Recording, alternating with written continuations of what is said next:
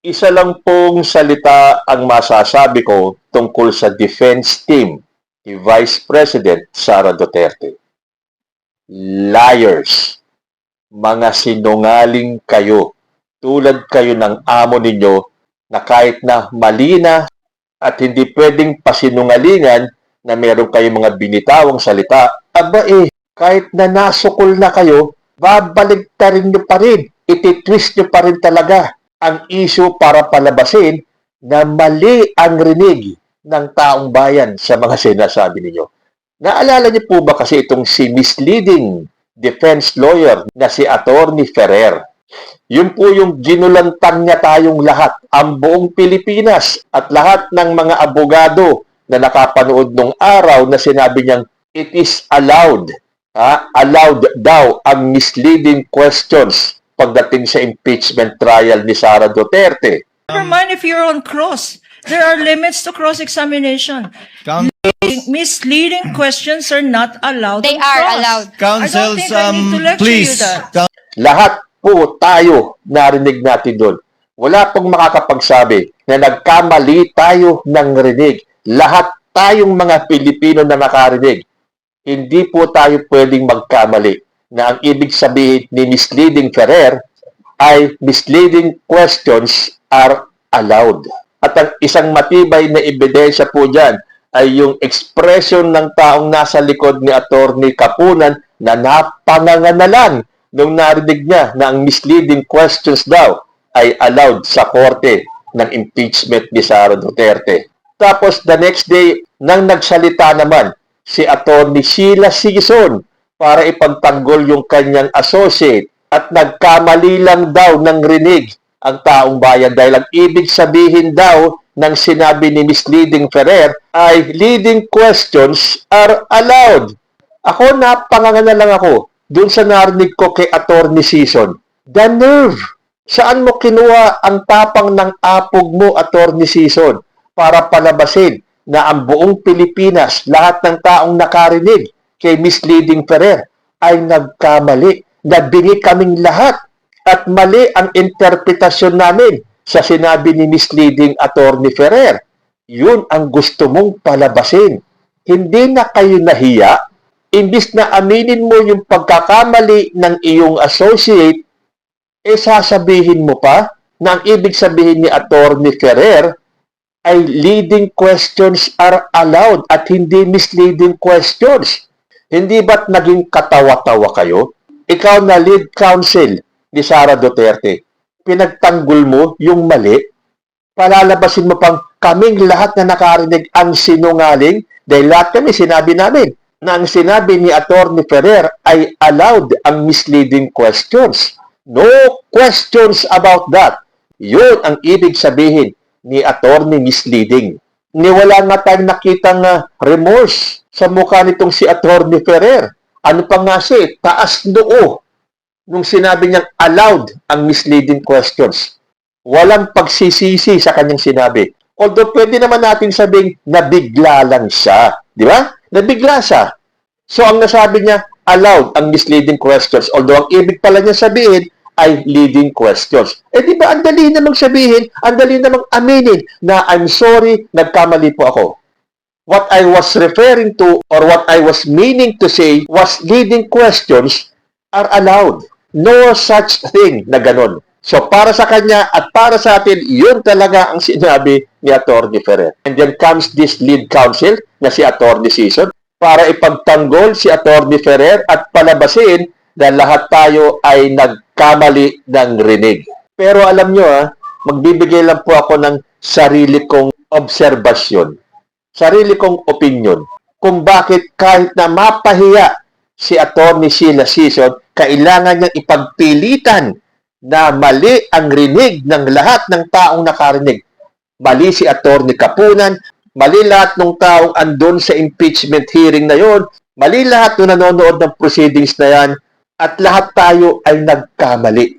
So, para sa akin, ganito ang iniisip ko. Siyempre, kahihiyan ng defense team yung ginawa nitong si Attorney Ferrer. So, kailangan merong damage control at merong kumumpas at sinabing, kailangan yung itama yung ginawa nyong kahihiyan. So, kahit na kailangan nyong magsinungaling, gumawa kayong paraan. Sabihin nyo sa buong Pilipinas na nagkamali sila ng rinig, na ang ibig palang sabihin ni misleading Ferrer ay leading questions are allowed. Gumawa kayo ng paraan, kung hindi, baka mabato kayo ng laptop. Alam nyo, sa totoo lang, parang hindi naman ako naniniwala din sa laptop na yon. Hindi naman siguro mambabato ng laptop si Sara Duterte. Siguro cellphone. Anyway, so lumipas na ang ilang araw. Alam nyo naman tayo, madali natin matatanggap. Sinabi ni Misleading Ferrer na allowed yung mga misleading questions, pero narinig naman natin ang sagot sa kanya ni Atty. Kapunan. Tapos the next day or two, ito naman si Atty. Sila, pinalalabas na mali tayo ng rinig. So doon natin napatunayan na ang mga abogado ni Sara Duterte ay mga sinungaling. Paano pa tayo maniniwala sa kanila sa mga susunod na hearing dates nitong impeachment ni Sara Duterte? Dahil yung lead counsel mismo ang nagtanggol kay Atty. Ferrer at pinalalabas na nagkamali lang tayo ng rinig, kailangan nila magsinungaling kasi kailangan nilang i-damage control, pagtakpan yung kahihiyan na ginawa ni Atty. Ferrer.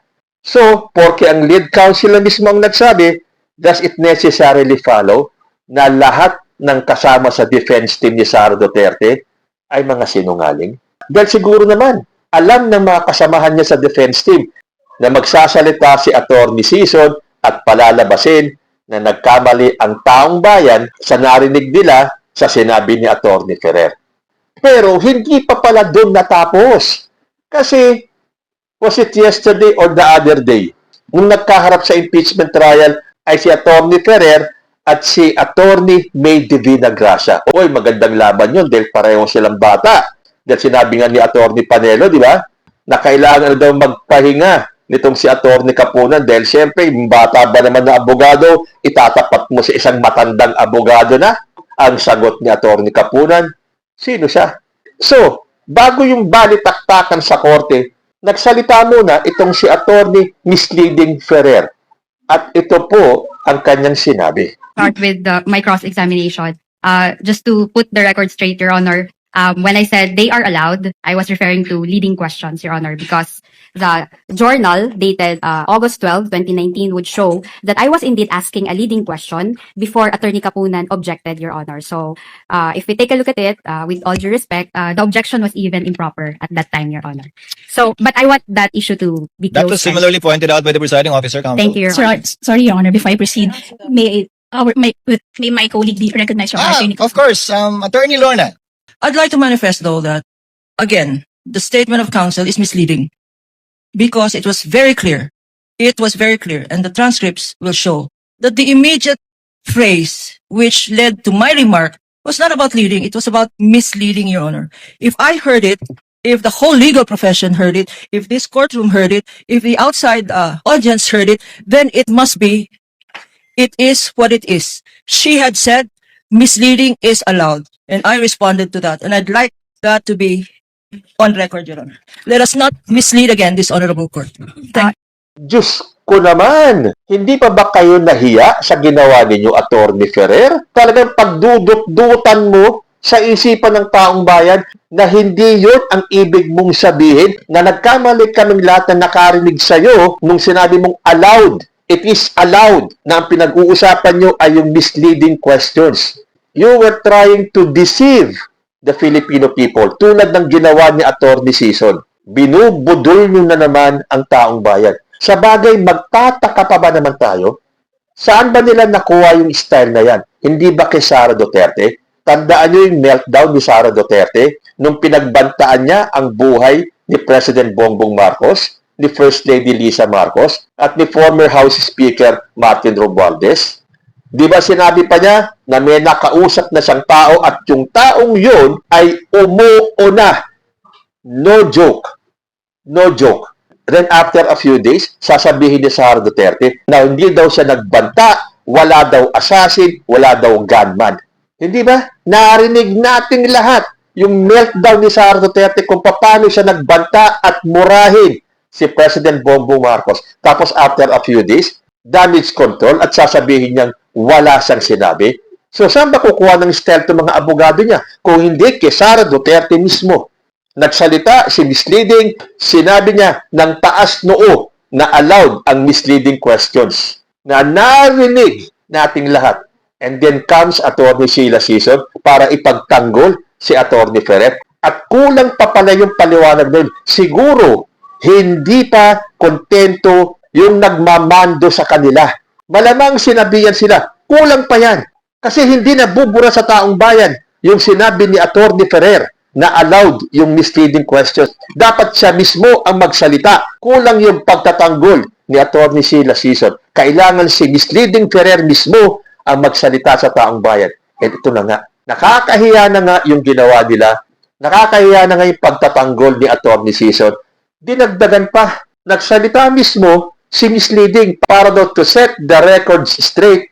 Ang ibig daw niyang sabihin ay leading questions are allowed. Sinungaling ka. Yan ang masasabi ko sa iyo, Attorney Misleading Ferrer. Hindi mo kami mabubudol. Kung nabudol kayo ni Sara Duterte to believe na walang kasalanan si Sara Duterte, hindi nyo kami mabubudol into believing na nagkamali kami ng rinig sa sinabi mo, Attorney Ferrer. Saan kayo kumukuha ng kapal ng muka para diretsahang sabihin na to set the record straight para matapos na and to close the issue? Nagkamali kaming lahat dahil ang ibig niyo sabihin ay leading questions are allowed. Isang simpleng pag-amin na nagkamali ka, pero imbis na i-rectify mo, imbis na itama mo, kasi walang mawawala kung umamin ka. Tatanggapin namin lahat kasi lahat tayo nagkakamali. Pero ipagpilitan mo na mali ang intindi namin, lahat kaming nakarinig ay mali sa pagkakaintindi namin, dahil ang ibig mo palang sabihin ay leading questions are allowed. So, para kay Attorney Kapunan, doon sa, I'm sure, abogado yung nasa likod ni Attorney Kapunan na napanganga na lang sa sinabi ni Attorney Ferrer, lahat ng nakarinig doon sa session hall, doon sa impeachment trial, lahat ng nakapanood sa TV, sa cellphone nila, sa laptop nila, sa computer nila, mali po tayong lahat. Humingi po tayo ng paumanhin kay Attorney Ferrer. Then mali po tayo ng interpretasyon sa sinabi ni Attorney Misleading Ferrer. But again, tulad ng sinabi ko sa umpisa ng vlog na to, sinungaling ka. Sinungaling kayo. At sa pinakita ninyo sa taong bayan, damay-damay lahat kayong nasa defense team. Kayo po, ano ang masasabi ninyo? Comment lang po down below and I will see you in my next video. Diyos te Agnina.